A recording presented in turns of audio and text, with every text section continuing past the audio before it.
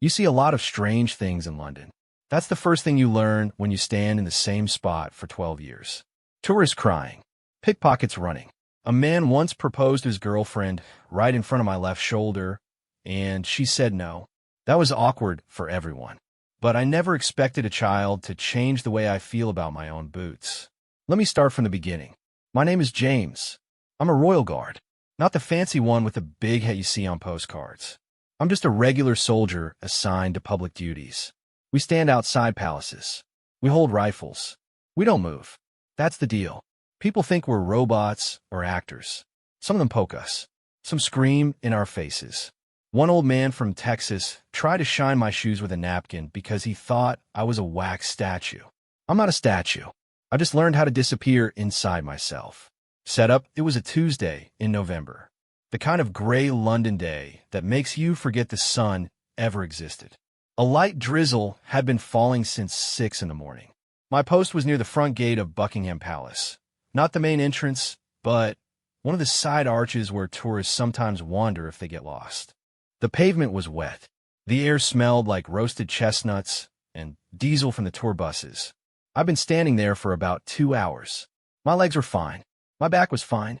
The trick is to shift your weight very slowly between your heels so no one sees. You learn these small rebellions. A tiny flex of the toes. A blink that lasts 1 second too long. The crowd that morning was thin. A few Japanese tourists with umbrellas. A school group from Manchester in matching yellow jackets. A woman pushing a pram with a baby that would not stop crying. And then there was the man with the guitar case who kept trying to sell authentic royal souvenirs. Little plastic crowns that turned your forehead green after 10 minutes. I watched them all without moving my eyes. That's another trick. You keep your gaze forward, but your attention wide. You see everything in your peripheral vision. The old man tying his shoe. The seagull landing on the railing. The little boy who broke away from his mother and started walking straight toward me. Build tension, he was maybe 6 years old. Dark hair. Red wellies. A coat that was too big for him, sleeves rolled up 3 times. He wasn't afraid. Most kids are. They see the uniform, the height, the rifle, and they hide behind their parents' legs. Not this one. He walked like he was approaching a dog he wanted to pet. I heard the mother call out, "Lau, come back here." Leo ignored her. He stopped about 3 feet in front of me and just stared. I could feel his eyes on my face, then on my buttons, then on my boots. He tilted his head like he was solving a puzzle. "Are you real?" he asked. I didn't answer. We're not supposed to. But inside the helmet, I smiled. I always smile when kids ask that. They're the only ones who ask the real question. Adults ask about the weight of the hat or the length of the shift. Kids ask if you exist. The mother caught up. She was young, maybe early 30s, with tired eyes and a kind face. She grabbed Leo's hand and apologized to me even though I couldn't respond. "I'm so sorry. He doesn't understand." Leo pulled his hand free. "Mom, he's not moving. Look, he hasn't moved once." She tried to drag him away, but he was determined now. He reached into his coat pocket and pulled out a crumpled piece of paper. It was folded badly, torn on one edge, smudged with something that looked like chocolate. "I made this for you," he said. He held it up. The paper was unsteady in his small hand, shaking slightly from the cold. I couldn't look down. I couldn't break posture. But I saw it, clear as anything. A drawing done in crayon. Stick figures. A big black box for the palace. And in the center, a tall man with a square hat and no mouth. At the bottom, in wobbly red letters, "The man who never moves." Something hit me then. Right in the chest. Not pain. Not sadness. Something else. Something I hadn't felt since I was a kid myself. Recognition. This little boy had looked at me and seen exactly what I was. Not a soldier. Not a symbol. A man who had trained himself to stop. To hold still. To become invisible inside his own body. And he had drawn me anyway. Climax, the mother finally pulled Leo away. She was embarrassed. She kept apologizing over her shoulder as she walked him back toward the gates. Leo didn't cry or complain. He just looked back at me with that same curious face, like he was waiting for me to prove him wrong. To move. To blink. To be human. But I couldn't. The drawing stayed on the ground. Leo had dropped it when his mother tugged his arm. It landed right at the toe of my left boot, face down in a small puddle. The rain was starting to soak through the paper. The red crayon was bleeding. I had 2 hours left on my post. 2 hours of watching that drawing dissolve into the wet pavement. 2 hours of feeling every muscle in my body scream at me to bend down. Just bend down. Pick it up. No one would even care. Tourists pick up things all the time. Drop phones. Lost keys. A child drawing. But I couldn't. Because that's the rule. You don't move. You don't break. You don't show the crowd that you're a person with a heart that can be touched by a 6-year-old with red wellies and a chocolate-smeared piece of paper. So I stood there, and I watched the rain turn Leo's drawing into a sad little lump of wet paper. The red letters blurred. The stick figure melted. By the time my relief arrived, there was nothing left but a white and red stain on the ground. Resolution, my relief, was a guy named Patel. We've served together for 3 years. He knows my face even when I'm not wearing the helmet. He took position, I did the handover without words, and then I walked off duty. My legs were stiff. My shoulders ached. But I didn't go to the break room. I didn't take off my uniform. I walked straight to the spot where the drawing had been. It was gone. Someone had stepped on it. Or the wind had taken it. Or the cleaning crew had swept it away. I stood there for a full minute, just staring at the empty ground. I felt stupid. What was I going to do? Frame a wet piece of trash? Show it to my mates? Look what a child gave me. They'd never let me hear the end of it. I started walking back toward the barracks.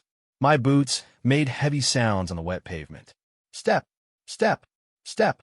The same rhythm I'd followed for 12 years. Then I stopped. About 20 feet from the gate, near the base of a lamppost, something was wedged against the curb. A small piece of paper, folded badly, torn on one edge. I looked around. No one was watching. The crowd had moved on. The Japanese tourists were gone. The school group was taking photos near the fountain. The man with the guitar case was packing up. I bent down, fussed, like I was tying my shoe. I picked up the drawing. It was damp, but still in one piece. The red crayon had run, but you could still read the words. The man who never moves. I folded it again, smaller this time, and I put it in my left boot. Not in my pocket, not in my bag, in my boot, right against the inside of my shin. The paper was cold and wet against my skin. It felt wrong, and it felt right. Ending line, I walked the rest of the way to the barracks with a child's drawing tucked inside my boot, and for the first time in 12 years, I didn't feel like a man who never moves. I felt like a man who had been seen. Part 2 document title. The sole hook, here's something they don't tell you about being a Royal Guard. The boots are the worst part. The hat is heavy. The rifle is awkward. The uniform is hot in summer and cold in winter. But the boots? The boots are a special kind of punishment. Hard leather. No question. You break them in, and then they break you. I've gone through 14 pairs in 12 years. But I only kept one drawing. Set up the next morning, I woke up at 4:45 like always. Barracks light. Cold floor. The sound of 20 other men getting dressed in the dark. No one talks much at that hour. You just move, button, buckle, breathe. I sat on the edge of my bed and pulled on my trousers. Then my left boot. Something crinkled under my foot. I'd forgotten about the drawing. I pulled the boot off and shook it. The paper fell out onto the floor. It was dry now, but wrinkled like an old man's face. The colors had faded. Leo's stick figure looked more like a ghost. I stared at it for a long time. My roommate, a guy named Davies, leaned over from his bunk. What's that? Nothing. Doesn't look like nothing. I put the drawing back in the boot. It's nothing. Davies shrugged. He's a good bloke. Doesn't push. We finished dressing in silence. By 5:30, we were in the guardroom, going through the morning inspection. The sergeant checked our uniforms, our buttons, our rifles. No one checks your boots for hidden drawings. That's the one place they never look. Build tension, the next few weeks were normal. Or what passes for normal in my line of work. Stand. Wait. Watch. Go home. Sleep. Repeat. The drawing stayed in my left boot. I told myself I'd throw it away. Then I didn't. Then I told myself again. Still didn't. It became a ritual. Every morning I put on my left boot and feel the paper against my shin. Every evening I take off the boot and see the drawing sitting there like a little secret. The edges got softer. The crayon faded more. But The words stayed clear. The man who never moves. I started thinking about Leo. Where was he from? Was he visiting London with his mom? Did he live here? Would he ever come back? Did he remember the tall soldier who wouldn't pick up his picture? Probably not. Kids forget. That's what they do. They draw 1,000 pictures. They leave them on tables and floors and buses. They don't know that one of them ended up in a soldier's boot, carried through rain and shine, pressed against skin and bone, becoming part of the uniform. December came. The weather got worse. The crowds got bigger because of the Christmas lights. Tourists came from everywhere. America, China, Brazil, Australia. They all wanted the same thing. A photo with a guard. A video of us changing over. A story to take home. I stopped noticing most of them. They blur together after a while. Faces become shapes. Voices become noise. You learn to filter out everything except the things that matter. A child crying. A man running. A woman who looks like she might faint. But I started noticing children differently. Every time a kid walked past my post, I'd glance down at their hands. Were they holding a piece of paper? Did they have red wellies? Were they dragging a mother who looked tired? None of them were Leo. Climax 3 weeks before Christmas. Something happened. It was a Saturday afternoon. The busiest day of the week. The pavement was packed. Families everywhere. A brass band was playing somewhere down the mall. The whole area smelled like mulled wine and fried onions from the street vendors. I was on the main gate this time. The big one. The one in every photograph. My job was simple. Stand still. Look straight ahead. Let the tourists take their pictures. Don't react to anything. Then, I heard a scream. Not a tourist scream. Not a kid playing scream. A real scream. The kind that cuts through noise like a knife. A woman's voice. Hi. Desperate. Coming from the left side of the crowd.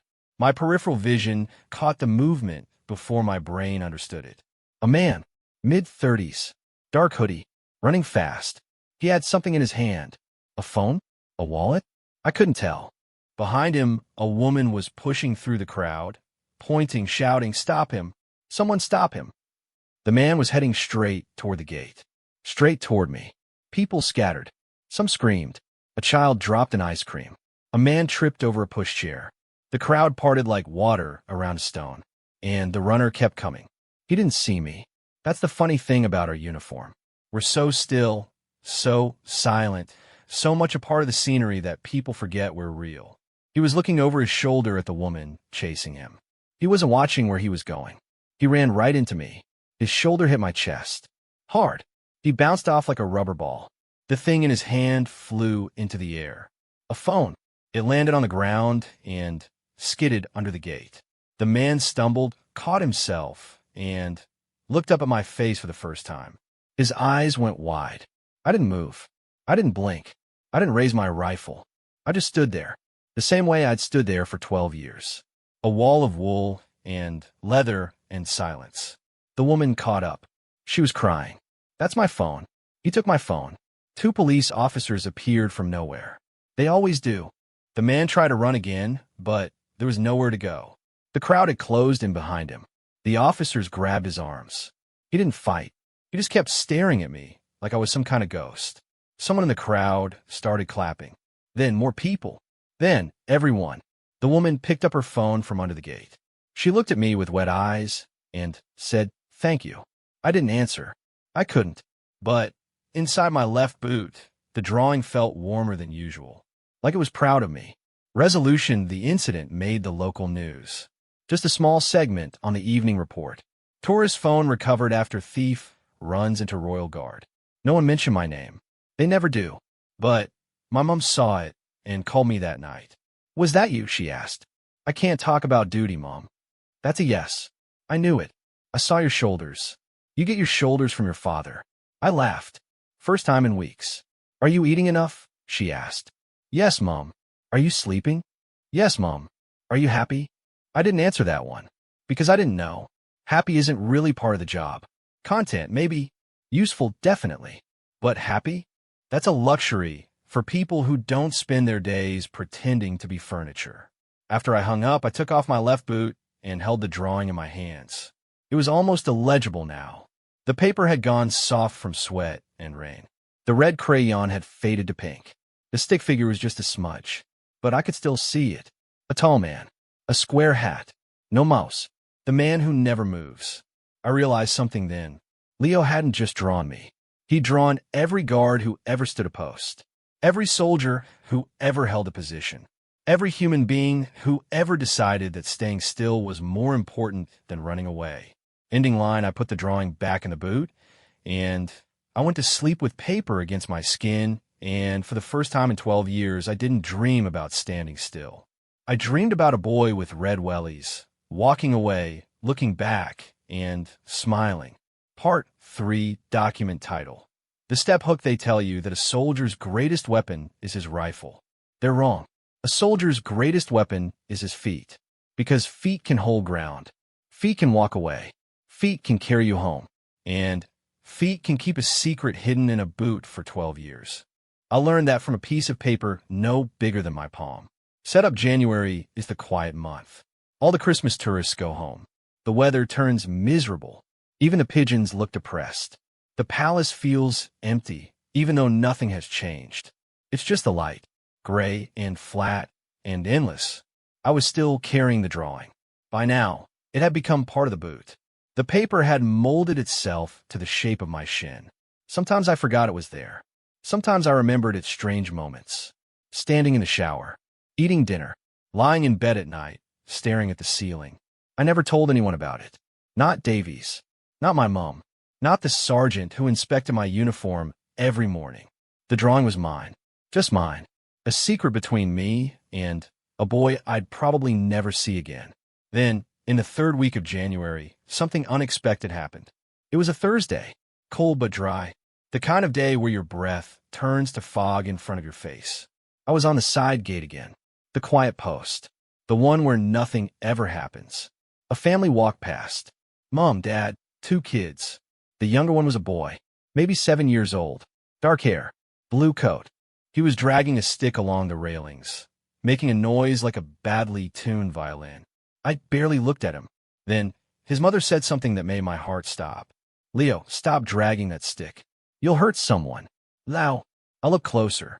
The boy had grown. Of course he had. It had been 2 months. Kids grow fast. But the face was the same. The same curious eyes. The same way of tilting his head. The same red wellies, although these looked newer. He was walking past my post. Not stopping. Just walking. His mother was ahead of him. His father was behind him with a backpack. They were talking about lunch. About getting out of the cold. About finding a cafe with hot chocolate. Leo dragged his stick one more time. The noise echoed off the palace walls. And then he looked at me. Just for a second. A glance. The way you look at a lamppost or a fire hydrant. Something you've seen before. Something you don't need to see again. He didn't recognize me. Why would he?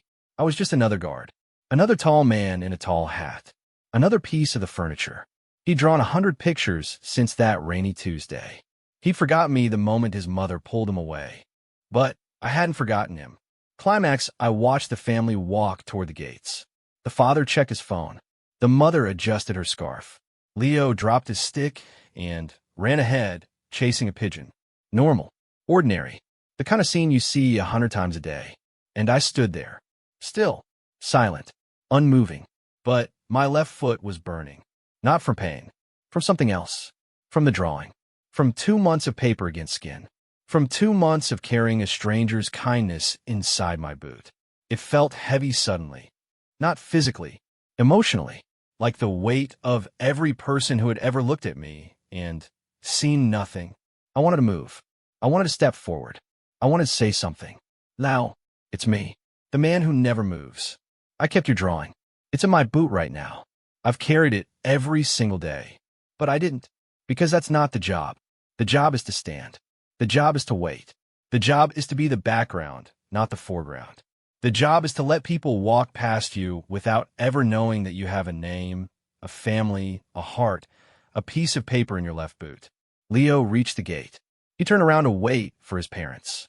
His eyes swept across the courtyard, across the crowd, across me, and for just a moment his gaze stopped. He stared at me, the same way he'd stare at me 2 months ago. Head tilted, eyes narrowed, like he was trying to remember something. A dream, a feeling, a drawing he'd made on a rainy Tuesday. His mother called his name. Lao, come on. He didn't move. Lao. He looked at his mother, then back at me, then down at my boots. My left boot. I swear to you, I am not making this up. He pointed at my foot, just a small gesture, a little finger extended toward the ground. And he smiled. Then he ran to his mother, grabbed her hand, and disappeared through the gate.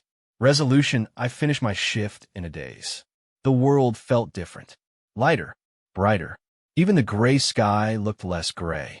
I kept replaying the moment in my head. The way Leo had pointed at my boot. The way he'd smiled. Did he remember? Could he possibly remember? Or was it just a coincidence? A kid pointing at a random soldier's foot for no reason at all. I'll never know. But I choose to believe he remembered. I choose to believe that somewhere inside that 7-year-old brain, a tiny spark had survived. A memory of a rainy day. A drawing left on the ground. A soldier who couldn't pick it up but who wanted to. Who wanted to so badly that the wanting itself became a kind of movement. That night, I took off my left boot for the last time. I reached inside and pulled out the drawing. It was barely paper anymore. Just a soft, wrinkled, faded thing that should have fallen apart weeks ago. The red letters were gone. The stick figure was gone. The only thing left was a faint outline of a square hat. I held it in my hands for a long time. Then I got out of bed. I walked to my locker. I opened it. Inside, I had a small metal box where I keep my important things. A letter from my mom. A photo of my dad before he passed. A medal from my first year of service. I put the drawing inside the box. Right on top. Then I closed the lid. I locked the locker. I went back to bed. And for the first time in 2 months, I slept without paper against my skin. Ending line the next morning, I put on my boots like always. Left boot first. The leather felt different. Lighter. Emptier. Like something was missing. And something was... But that's the thing about carrying a secret for too long. Eventually, you have to put it down. Not because you don't need it anymore, but because it's done its job. It reminded you that you're human, that you're seen, that even a man who never moves can be moved. I walked my post. The crowd was thin. The air was cold. A little boy with a red balloon waved at me from across the street. I didn't wave back. I couldn't. But inside my chest, something waved anyway. The man who never moves. Still standing. Still waiting. Still carrying a drawing in a place no one will ever look. His heart.